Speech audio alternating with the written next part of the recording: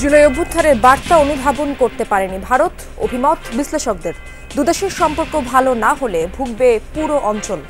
তরুণ প্রজন্ম নতুন একটা দেশ গড়তে চাচ্ছে, সেই কাজটাতে তারা সহযোগী থাকলে আমার ধারণা ভারত বাংলাদেশ সম্পর্ককে স্বাভাবিক পর্যায়ে ফিরিয়ে আনা সম্ভব। বিএনপি প্রতিষ্ঠাতা জিয়াউর রহমানের 89তম জন্মদিন আজ নানা আয়োজন, দেশি বিদেশি চক্রান্তে তাকে হত্যা করা হয়েছিল বলছেন বিশ্লেষকরা। এর পেছনে কারা ছিল, কোনো বিদেশি শক্তি জড়িত কিনা, এটি উদ্ঘাটন করা প্রয়োজন। পৃথিবীর অনেক দেশেই জাতীয়তাবাদী নেতার ভাগ্যে এই নিষ্ঠুর পরিণতি নেমে এসেছে।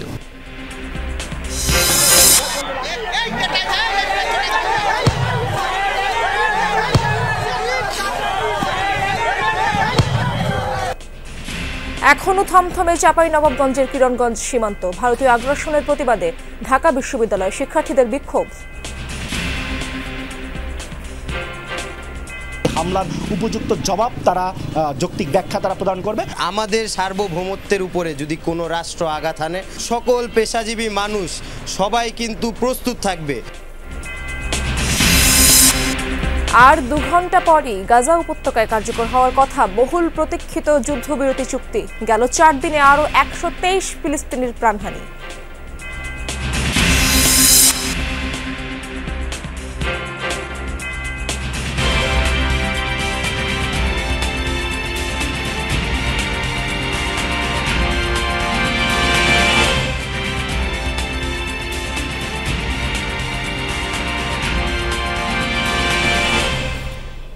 আমন্ত্রণ যমুনা নিউজে, আপনাদের সঙ্গে আছি আমি ইশরাত জাহান। এতক্ষণ শিরোনাম দেখছিলেন।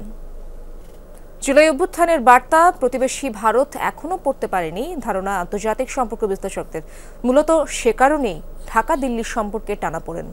সংকট সমাধানে ভারতের আন্তরিকতার ঘাটতি আছে মনে করেন তারা।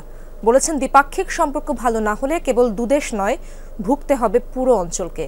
15 বছর আগের বাংলাদেশ আর পাবে না ভারত মন্তব্য করে নতুন সরকারের সাথে দূরত্ব কমানোর তাগিদ বিশেষজ্ঞদের। জুলাই গণ অভ্যুত্থানের পর পাল্টেছে অনেক কিছু। সেই বদলের সারথি যেমন দেশের মানুষ, তেমনি বাংলাদেশের বন্ধুরাষ্ট্র উন্নয়ন সংস্থাগুলোও। 5 আগস্টের পর থেকেই প্রতিবেশী ভারতে অবস্থান ক্ষমতাচ্যুত প্রধানমন্ত্রী শেখ হাসিনার। মূলত এই ইস্যুতেই ঢাকা দিল্লি সম্পর্কের টানাপোড়েন শুরু। সবশেষ ভারতের পররাষ্ট্র সচিবের ঢাকা সফরে বরফ গলার সম্ভাবনা থাকলেও কাজের কাজ হয়নি খুব একটা। বরং সীমান্তে শিশুসহ নিরপরাধ বাংলাদেশি নাগরিকদের হত্যার ঘটনায় দূরত্ব বেড়েছে আরও। সবশেষ সীমান্তে কাঁটাতারের বেড়া তৈরির ভারতীয় চেষ্টা বন্ধ করেছে বাংলাদেশ। ফলাফল, ঢাকা ও দিল্লিতে কূটনীতিককে তলব পাল্টা তলব। এই অস্থিরতা কমাতে ঢাকা নানা উদ্যোগ নিলেও তাতে দিল্লি সাড়া দেয়নি বলে অভিযোগ বিশ্লেষকদের।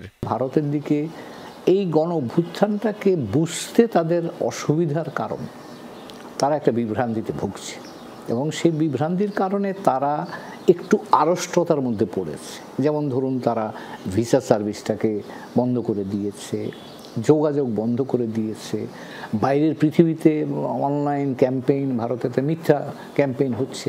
বিবিসি খ্যাত সাংবাদিক ডেভিড লয়েন এখন কাজ করছেন লন্ডনের কিংস কলেজে। প্রায় 4 দশক ধরে দক্ষিণ এশিয়া পরিস্থিতি নিয়ে বোঝাপড়া তার। বলছিলেন, গত 5 দশকেও বাংলাদেশের সাথে প্রকৃত অর্থে বন্ধুত্বপূর্ণ সম্পর্ক তৈরি করতে না পারা বড় দেশ হিসেবে ভারতের ব্যর্থতা।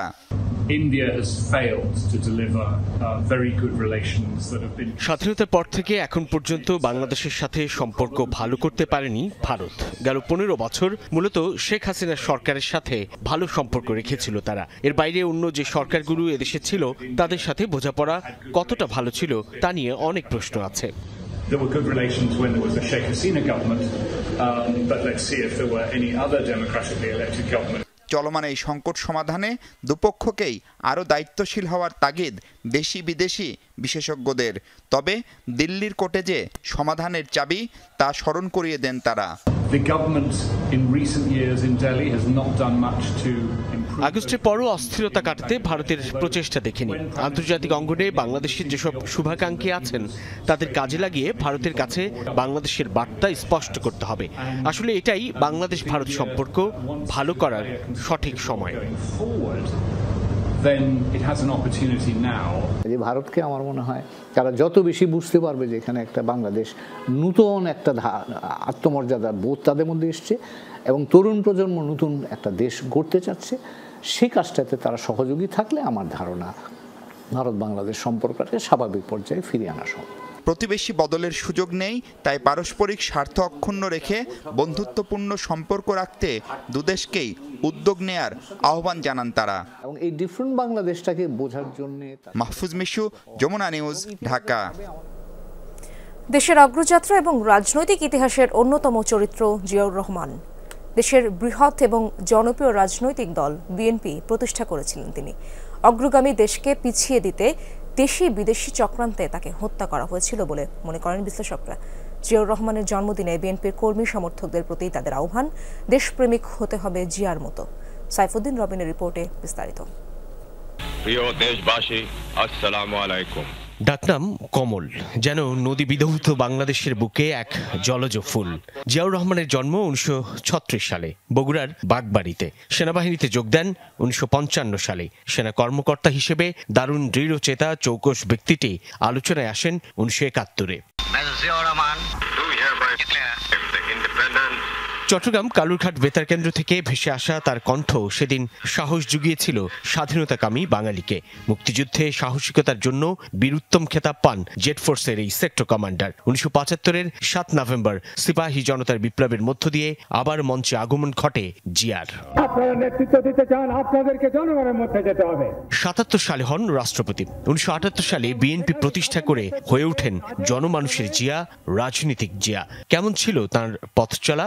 সমকালীন যে সংস্কার আলাপ জিয়ার হাত ধরে তার অনেক কিছুরই শুরু বলে মনে করেন পর্যবেক্ষক আর বিএনপি নেতারা। তার দেশপ্রেম এবং সততা যতদিন বাংলাদেশ থাকবে জনগণের মনে এর একটা দীর্ঘস্থায়ী প্রভাবও পড়বে। জিয়ার রাজনীতি ছিল একটা নতুন ধরনের রাজনীতি, যেখানে প্রথমবারের মতো জনগণ দেখতে পেল যে একজন রাষ্ট্রনায়ক বা রাষ্ট্রের সর্বোচ্চ ব্যক্তি তিনি মাইলের পর মাইল পায়ে হেঁটে পরিভ্রমণ করছেন, জনগণের সাথে হাত মিলাচ্ছেন। জিয়াউর রহমানের রাজনীতি ছিল গণমুখী রাজনীতি। গ্রামীণ সরকার প্রতিষ্ঠার মাধ্যমে গ্রাম উন্নয়ন এবং তাতে করে সমস্ত বাংলাদেশের উন্নয়ন সম্ভব এই পরিকল্পনা ছিল। খাল কাটা কর্মসূচি, কাজে 19 দফা কর্মসূচি, এটা ছিল আসলে এই জাতির ভাগ্য পরিবর্তনের কর্মসূচি। নেতৃত্ব তাকে নিয়ে গিয়েছিল দেশের পথে প্রান্তরে, তেমনি আন্তর্জাতিক মঞ্চেও জিয়া হয়ে ওঠেন গুরুত্বপূর্ণ। 81 সালের 30 মে চট্টগ্রামে তাকে হত্যা করা হয়। নিজের শাসনামলে কেমন ছিল মুক্তিযোদ্ধা জিয়ার জনপ্রিয়তা সেই সময়ের খবরের কাগজ যেন সাক্ষ্য দেয় এখনো। কিন্তু তুমুল জনপ্রিয় এই রাষ্ট্রপতিকে কেন হত্যার শিকার হতে হলো? এর প্রভাবই বা কি? এটা তো একটা ষড়যন্ত্র, একটা চক্রান্ত। উনি একটা জাতীয়তাবাদী নেতা ছিলেন। আপনার পৃথিবীর অনেক দেশেই জাতীয়তাবাদী নেতার ভাগ্যে এই নিষ্ঠুর পরিণতি নেমে এসেছে। আমার মনে হয় জিয়াউর রহমানের ক্ষেত্রে তাই হয়েছে। জেনারেল মঞ্জুর এবং তার কিছু অনুসারী, তার অন্ধভক্ত যারা ছিল, তার পোস্টিং অর্ডারকে কেন্দ্র করে তাকে চট্টগ্রামের ডিভিশনে জিওসি থেকে স্টাফ কলেজে পোস্টিং দেওয়াতে তারা খুব ক্ষিপ্ত হয়েছিল। এবং এটা তো জিয়াউর রহমানের মতো একজন রাষ্ট্রপতিকে হত্যা করার কারণ হতে পারে না। এর পেছনে কারা ছিল, কোনো বিদেশি শক্তি জড়িত কিনা, এটি উদ্ঘাটন করা প্রয়োজন। জিয়ার জন্মদিনে তার রাজনীতি আর দর্শন চর্চার পরামর্শ বিশ্লেষকদের। এতে সুফল পাবে রাজনীতি, নেতারা হবেন দেশপ্রেমিক আর জনমুখী। জিয়াউর রহমানের মতো একজন সৎ রাষ্ট্রনায়ক আমাদের খুবই প্রয়োজন, যা দেশপ্রেম প্রশ্নের বাইরে প্রশ্নের উপরে থাকবে। সাইফুদ্দিন রবিন, যমুনা নিউজ, ঢাকা। কেরানীগঞ্জে ঢাকা কেন্দ্রীয় কারাগারের অস্থায়ী আদালতে শুরু হচ্ছে পিলখানায় বিডিআর বিদ্রোহের ঘটনায় বিস্ফোরক আইনের মামলার বিচার কার্যক্রম। এরই মধ্যে আনা হয়েছে আসামিদের, আর সেখানে রয়েছেন আমাদের সহকর্মী মনিরুল ইসলাম। সরাসরি যেতে চাই তার কাছে। মনির, বিচার কার্যক্রম কখন নাগাদ শুরু হতে পারে, কি তথ্য রয়েছে আপনার কাছে? একটু পরে শুরু হবে বিচার কাজ। এবং বিচার কাজ বলতে আজকে যেটা হয়েছে যে বিডিআর বিদ্রোহে যে 2-3টি মামলা আছে সেটার মধ্যে হত্যা মামলার তো কার্যক্রম শেষ, তো সেটা এখন উচ্চ আদালতেও কিছুটা আছে। তো আজকে যেটা আছে, যেটা দিন ধার্য করা, সেটা হচ্ছে বিস্ফোরক মামলা। আজকে সাক্ষ্য গ্রহণের দিন।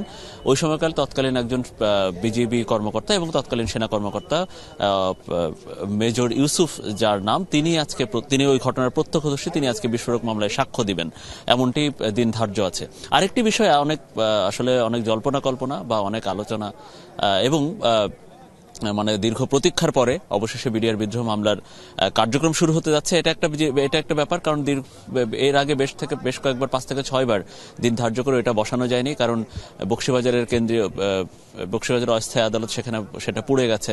সেদিন গত সপ্তাহে সেই দিন ধার্য ছিল, পরবর্তীতে সিদ্ধান্ত হয় কেরানীগঞ্জের অস্থায়ী আদালতেই করা হবে সেটার। এবং আজ ইতিমধ্যে শখানেক আসামি আনা হয়েছে আদালতে, তাদেরকে আদালতের গারদে তাদেরকে নেওয়া হয়েছে, কাশিমপুর কারাগার থেকে নেওয়া হয়েছে, কেরানীগঞ্জ কেন্দ্রীয় কারাগারে যেগুলো আছে, যারা আছে আসামি, তাদেরকে এখানে আনা হয়েছে।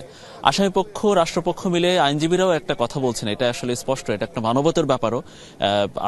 আসামিদের পরিবারও বেশ কয়েকদিন ধরে আন্দোলন করছেন, সেটা হচ্ছে হত্যা মামলায় এখন পর্যন্ত কারো 10 বছর, কারো 5 বছর, কারো 7 বছর এরকম সাজা হয়েছে। তো যাদের সাজা হয়েছে দেখা গেছে বা কারাদণ্ড হয়েছে, দেখা গেছে যে ইতোমধ্যে তারা সে সাজা খেটে ফেলেছেন, কিন্তু তারপরেও বিস্ফোরক মামলার এখনো বিচার কাজ যেহেতু শেষ হয়নি, সাজা ভোগ করে ফেলার পরেও, দণ্ড শেষ হয়ে যাওয়ার পরেও দেখা যাচ্ছে যে তারা এখনো পর্যন্ত কারাগারে আছেন। পরিবারবর্গ এটা নিয়ে বেশ কয়েকদিন ধরে তারা আন্দোলন করছেন যে বিনা অপরাধে যারা এখন কারাগারে আছে তাদেরকে জামিন দেওয়া হোক, মুক্ত করা হোক কারাগার থেকে। তো এই বিষয়ে বেশ কয়েকটি জামিন আবেদন কিন্তু আদালতে পড়ে আছে, কিন্তু দিন ধার্য করার পরেও জামিন শুনানি এখন পর্যন্ত হয়নি। তো আসামি পক্ষের আইনজীবীরা আজকে তারা প্রত্যাশা করছেন যে আজকে এই বিস্ফোরক মামলায় সাক্ষ্য গ্রহণের পাশাপাশি যে কয়েকটি জামিন শুনানি বা জামিন আবেদন আছে সে ব্যাপারেও আদালত নজরে আনবে বা আদালত নজরে আনবে। ধন্যবাদ আপনাকে মনির, বিস্তারিত তথ্য আপনি জানাচ্ছিলেন আমাদেরকে। কোনো রাজনৈতিক দল নয়, সংবিধানের মধ্যে থাকতে চায় নির্বাচন কমিশন। সরকারের সময়সীমা অনুযায়ী ভোটের দিকে এগুচ্ছে ইসি, বললেন প্রধান নির্বাচন কমিশনার AMM নাসির উদ্দিন। সকালে নির্বাচন কমিশন ভবনে সাংবাদিকদের প্রশ্নের জবাবে তিনি এসব কথা বলেন। ভোটার তালিকা হালনাগাদ কার্যক্রমে ল্যাপটপ ও স্ক্যানার সহ বাড়ি বাড়ি তথ্য সংগ্রহ কাজে ব্যবহারের অন্যান্য সরঞ্জাম নির্বাচন কমিশনের কাছে হস্তান্তর করে UNDP। এ সময় CEC বলেন, রাজনীতির ভেতরে ঢুকতে চায় না নির্বাচন কমিশন। বর্তমান ইসির কাছে দেশবাসীর প্রত্যাশা অনেক। একটি অবাধ, সুষ্ঠু ও নিরপেক্ষ নির্বাচন করতে কমিশন অঙ্গীকারাবদ্ধ। মানুষের সন্দেহ দূর করতে স্বচ্ছতার সাথেই ভোটার তালিকা হালনাগাদ করা হবে। UNDPর আবাসিক প্রতিনিধি স্টেফান লিলার জানান, কিভাবে নির্বাচনে সহযোগিতা করা যায় সে বিষয়টি পর্যালোচনা করছে সংস্থাটি। সেজন্য রাজনৈতিক দলসহ বিভিন্ন অংশীজনের সাথে আলোচনা করা হচ্ছে। This new commission is now fully committed to ensure a free, fair and credible election, which also UNDP also expects from us. So there is a huge expectation from this commission, from the country, population, and the entire nation is looking forward to this EC. চাঁপাইনবাবগঞ্জের কিরণগঞ্জ সীমান্তে নতুনভাবে আর অপ্রীতিকর ঘটনা ঘটেনি, জোরদার আছে নিরাপত্তা। সীমান্ত এলাকায় সতর্ক অবস্থানে বিজিবি সদস্যরা, বাড়ানো হয়েছে টহল তল্লাশি। বেরিয়ে আসছে শনিবারের সংঘর্ষের ক্ষয়ক্ষতি। একটি কুলের বাগান কেটে ফেলেছে ভারতীয়রা, আম গাছ সহ বিভিন্ন ফসলের ক্ষেতেও ক্ষতি করা হয়েছে। শনিবার আম গাছ আর ফসল কাটাকে কেন্দ্র করে সীমান্তে উত্তেজনা দেখা দেয়। সাউন্ড গ্রেনেড ছড়ে BSF, তাতে আহত হন 5 বাংলাদেশি কৃষক। পদ্মাপাড়ের মানুষের কঠোর প্রতিরোধে পিছু হটে BSF সহ ভারতীয়রা। পরে পতাকা বৈঠকে বসে দুই দেশের সীমান্তরক্ষী বাহিনীর মধ্যে। সীমান্তের দুপাশেই মোতায়েন করা হয়েছে বিজিবি BSF এর অতিরিক্ত সদস্য। ভারতীয় আগ্রাসনের প্রতিবাদে ঢাকা বিশ্ববিদ্যালয়ের সাধারণ শিক্ষার্থীরা করলেন বিক্ষোভ মিছিল। চাঁপাইনবাবগঞ্জে বাংলাদেশ সীমান্তে ঢুকে ভারতীয় নাগরিকদের তাণ্ডব এবং আন্তর্জাতিক আইন লঙ্ঘন করে BSF এর কার্যক্রমের প্রতিবাদে শনিবার রাতে বিক্ষোভ করে শিক্ষার্থীরা। তারা বলেন, ভারতীয় আগ্রাসনকে রুখে দিতে বাংলাদেশের জনগণ সব সময় প্রস্তুত আছে ও থাকবে। বলেন, হাসিনাকে আশ্রয় দিয়ে ভারত বাংলাদেশের সাথে বন্ধুত্বের নীতি লঙ্ঘন করেছে। এখন থেকে দিল্লি ঢাকা সম্পর্ক হবে ন্যায্যতার ভিত্তিতে। সীমান্তে যে কোনো প্রহসন রুখে দিতে দেশের জনগণ আর কোনো আপোষ করবে না, এমনটাও জানান তারা।